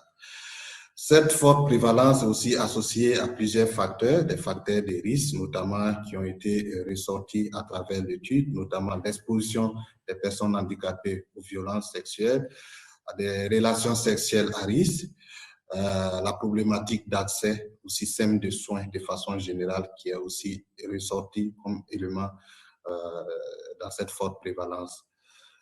Le troisième élément qui est aussi assez caractéristique, c'est les femmes handicapées qui sont plus touchées par rapport aux hommes handicapés. Et vous pourrez le voir à travers les graphiques dans la présentation, notamment sur les 3 pays, le Burkina, le Niger et au niveau de la Guinée-Bissau. On a des proportions assez importantes de femmes qui sont dépistées, qui sont positives par rapport aux hommes. La situation est inverse au niveau du Cap-Vert et cela suit également la tendance nationale où, dans la population générale, les hommes sont plus touchés au niveau du Cap-Vert que les femmes. Le quatrième élément d'objectif, c'est l'accessibilité et l'utilisation des services de VIH de façon globale, qui est assez limitée et cela est caractérisé par le manque d'informations des personnes handicapées sur les services disponibles, le problème d'accès notamment accès physique pour des services qui sont éloignés, assez difficile pour les personnes, notamment à mobilité réduite, de pouvoir avoir accès à ces services-là. Quel est le défi que ces résultats nous présentent au regard des objectifs des 3x90 que on s'était fixés à l'horizon 2020? De façon globale, on peut dire qu'en tenant compte de ces résultats,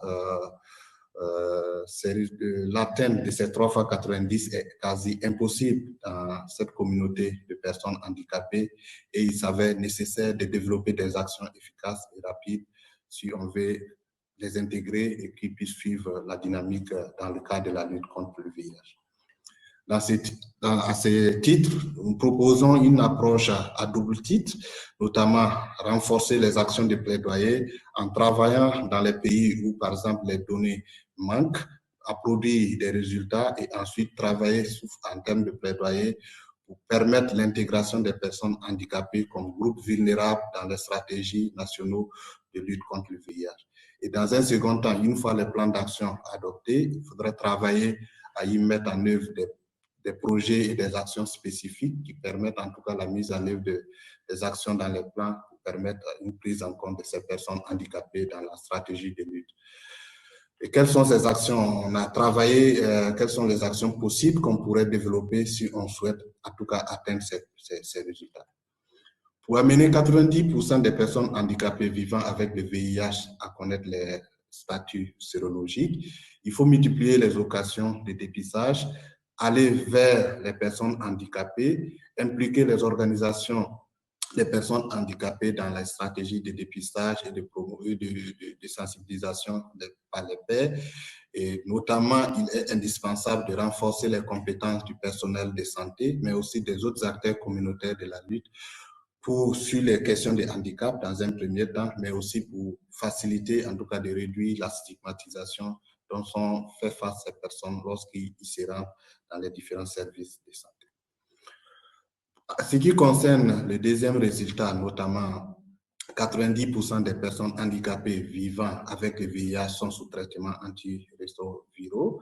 Il est donc indispensable de travailler à simplifier les protocoles de prise en charge et de décentraliser les soins de sorte à faciliter l'accès à toutes les personnes, notamment personnes handicapées. Il est également indispensable de renforcer les capacités du personnel soignant, notamment en matière de VIH, mais aussi en matière de handicap, pour travailler à avoir des services de santé assez inclusifs pour faciliter l'accès aux soins à tous. Il est indispensable notamment de travailler avec les organisations des personnes handicapées pour promouvoir le dépistage, le suivi et le traitement. Pour ce qui concerne le troisième résultat qui était que 90% des personnes handicapées sous traitement antirétroviraux bénéficient d'une charge virale détectable. Là, le défi, l'obstacle reste assez majeur, donc, notamment en matière d'observance du traitement. Donc, il est indispensable de travailler dans un premier temps à renforcer l'éducation thérapeutique durant la mise sous traitement, notamment en formant le personnel de santé, en impliquant les proches tout en garantissant la confidentialité du traitement, avoir formé et avoir des accompagnateurs sociaux, psychosociaux, qui vont travailler avec les personnes handicapées pour améliorer l'observance du traitement. Et il est vraiment indispensable d'intégrer l'offre de soins du VIH aux personnes handicapées à travers des stratégies innovantes qui permettent en tout cas une prise en compte effective de ces personnes-là dans l'ensemble des stratégies de lutte. Voilà. En guise de conclusion, ces différentes études nous ont permis de mettre en évidence la problématique des personnes handicapées comme groupe vulnérable vis-à-vis du VIH-Sida et qu'il faut le prendre en compte de façon sérieuse en Afrique de l'Ouest. Les études nous ont montré également que l'atteinte des 3 fois 90% ne sera pas possible en 2020, en tout cas pour les personnes handicapées, et qu'il est nécessaire de renforcer les actions de lutte les prochaines décennies en développant des stratégies innovantes et des stratégies qui permettent d'accélérer la lutte et la prise en compte des personnes handicapées dans le système de lutte contre le VIH. Il est donc indispensable d'impliquer tous les acteurs dans cette lutte. Les actions sont identifiées, sont connues, donc il reste maintenant à passer à l'action si on veut que la prochaine décennie, ces différents objectifs soient une réalité. Je vous remercie. Et c'est l'occasion pour moi également de remercier tous les acteurs qui ont contribué à la mise en œuvre de ce projet et de ces différentes études. Merci.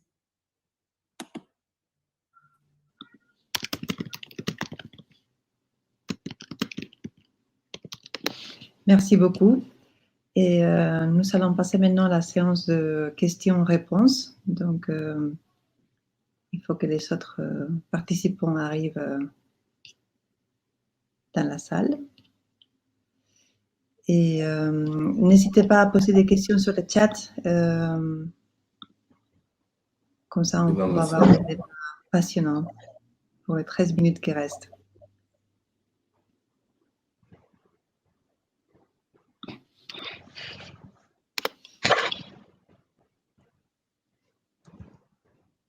On attend que cette personne.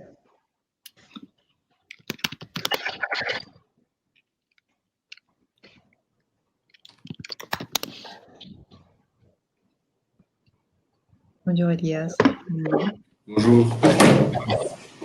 Elias. Salut Didier, tu vas bien? Oui, très bien.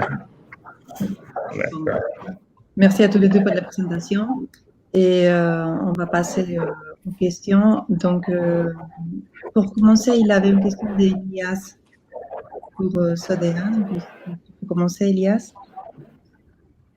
Oui, en fait, pour moi, c'est de savoir quelle a été la définition précise du handicap donc lors de l'étude de Sodea. Est-ce que c'était des handicapés physiques? Est-ce que c'était des handicapés mentaux? Et l'implication de cette question, c'est de savoir quelle est donc la proportion, donc la répartition, donc déjà. Et je profite en même temps de poser une autre question qui concerne toutes les conclusions que Sodea tire pour l'atteinte des 3,90, surtout pour ce qui est du dépistage, de la mise sous traitement, parce que je n'ai pas vu forcément d'études en lien, de résultats en lien avec cela. Est-ce qu'on a recherché des facteurs associés et puis on sait après qu'il faut agir sur ça, ou c'est juste une conclusion générale comme ça? Voilà, merci.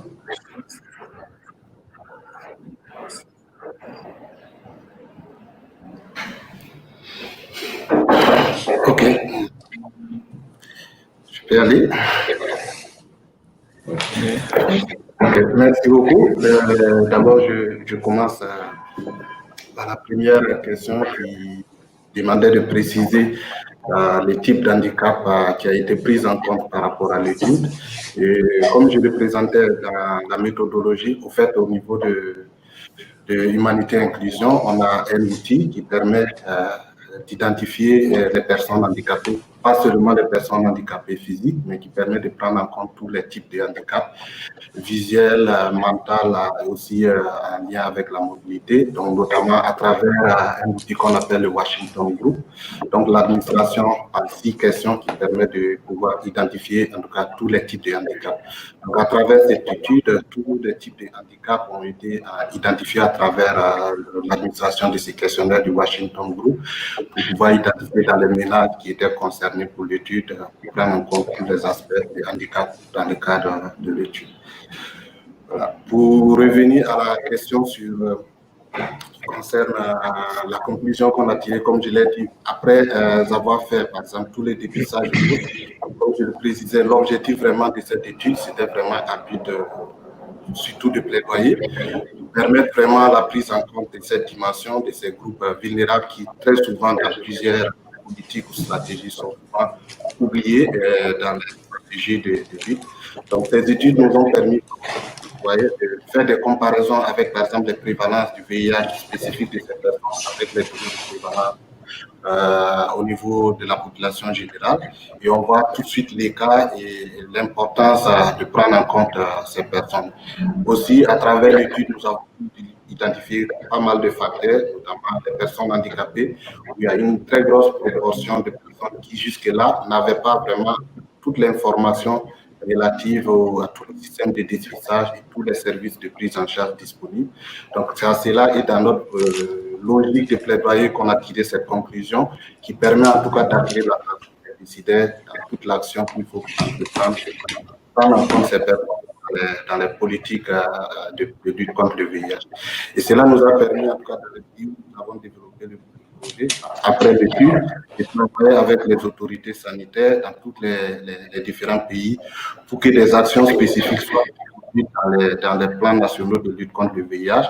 Et maintenant, les prochaines étapes, c'est de travailler à suivre comment ces actions sont déclinées en actions sur le terrain qui permettent vraiment à personnes handicapées de pouvoir participer et de pouvoir être prises en compte dans tous les dispositifs de lutte au niveau du VIH dans ces pays. Merci beaucoup. Et Elias, j'ai une question de la salle pour toi. Oui. Qui demande comment expliquer la meilleure observance au suivi trimestriel au Togo et au Burkina, non décrochage au bout d'un an. Est-ce que tu peux reprendre la question, s'il te plaît? Oui. Comment expliquer la meilleure observance au suivi trimestriel au Togo et au Burkina? OK. Donc, en fait, on voit très bien lorsqu'on a fait l'étude des facteurs associés à l'observance au suivi trimestriel, on n'a pas trouvé de facteurs particuliers. On voit spécifiquement que les sites sont différents. C'est-à-dire qu'il y a des pistes d'explication possibles. Est-ce que l'organisation est meilleure peut-être au Togo? On ne peut pas le dire de façon formelle, mais ce sont des hypothèses. Est-ce que aussi les participants du Togo sont plus observants que les participants des autres pays? Donc, il y a des questions qui se posent, mais on ne peut pas répondre de façon formelle pour dire qu'est-ce qui explique, qu'est-ce qui montre donc que l'observance soit beaucoup meilleure au Togo qu'au Burkina. Pour un peu le dire, il y a quand même... si vous regardez aussi, il y a le délai de suivi qui est sensiblement différent. C'est-à-dire qu'au Togo, on a commencé l'étude un petit peu plus tard et on l'a arrêté plus tôt, donc pour les séronégatifs. Et on avait un délai de suivi, par exemple, d'environ juste 16 mois, alors que si on considérait donc le Mali, on avait par exemple un délai de suivi de 27 mois. Est-ce que le délai de suivi peut expliquer cela? On l'a recherché lors de l'analyse des facteurs associés, mais il n'est pas ressorti. Donc, voilà. J'ai juste des pistes d'explication comme ça, un lien peut-être certainement avec... Voilà. Je ne sais pas si vous me recevez. Hein. Donc, j'ai des pistes d'explication, comme je dis, en lien avec la spécificité des sites, l'organisation locale, et certainement aussi donc la spécificité des participants. Merci Elias. Et Diane, tu avais un commentaire? Oui, en suivant toutes les présentations, je vois qu'il y a quelque chose en commun, soit en Afrique, soit en France, c'est que toutes ces populations vulnérables sont fortement précarisées, sont pauvres, il y a une exclusion sociale et il y a une non-protection des États. C'est-à-dire que je pense qu'en passant par la législation, on pourra lutter contre le VIH sur ces populations clés. C'est-à-dire qu'on a les outils, mais on n'arrive pas à amener les outils. On est obligé de pallier, d'avoir beaucoup d'énergie. Nous, à Paris, c'est plus facile, on va dire, pour les personnes transgenres notamment, parce qu'il y a des associations qui sont, comme Acceptess, qui sont très actives, mais quid en province? Et je pense qu'en Afrique, vous avez un peu parlé des personnes transgenres, mais je pense que c'est pareil, il y a une forte exclusion, il y a une forte discrimination. Et pareil pour les personnes en situation de handicap, on les exclut, elles sont exclues du système de travail, exclues du système de formation, de scolarisation, et du coup, beaucoup plus exposées. Et je pense que les 10 prochaines années qui viennent, la lutte contre le VIH, l'atteinte pour éradiquer l'épidémie, elle passe par une lutte sociale, par des avancées législatives de tous les États. C'est ce que je ressens par rapport à vos diverses présentations de ce qui se passe. Ces personnes n'ont pas les informations pour la lutte contre le VIH, on n'arrive pas à leur amener les outils très facilement, on est obligé de dédier un maximum d'énergie, d'outils, de force, de bénévolat, ça nous épuise parce qu'on n'est pas aidé par les États. Et je pense que c'est une question, mais on a la même chose, je pense pareil pour le Covid. Les personnes, je fais un petit parallèle, les personnes touchées par le Covid sont fortement précarisées, sont fortement exclues. Et ce que je ressens, c'est ça, c'est-à-dire qu'on n'utilise que des outils normatifs qui ne correspondent pas aux populations touchées. Et il faut avoir des outils, il faut que l'État nous aide à avoir des outils pour aller vers les instruments. Voilà, c'était une remarque générale que j'avais. Merci Eliane pour cette remarque tout à fait pertinente. Je pense qu'on a beaucoup à faire et que les acteurs communautaires sont aider à cette lutte pour changer la question législative. Je ne sais pas si vous avez une question très courte. Non, je te laisse conclure. On est pris par le temps. Bon, on arrive à la fin de cette session qui a été passionnante. Comme le disait Diane, on a beaucoup entendu sur toutes les problématiques des populations clés. Et je pense que finalement, même s'il avait beaucoup la question de la migration et de la mobilité, on est resté vraiment sur la question des spécificités des populations clés dans lesquelles la mobilité vient rajouter une couche. Et voilà, donc merci pour ce travail super intéressant. Et, pardon? J'ai dit merci à tout le monde aussi. Merci. Et merci à tout le monde d'avoir resté connecté, d'être connecté. Voilà, parce que c'est dur de ne pas se voir. Mais bon, bravo quand même. Bonne conférence. Bravo. Merci à tous. Bravo. Merci, au revoir. Au revoir. Au revoir, bonne journée.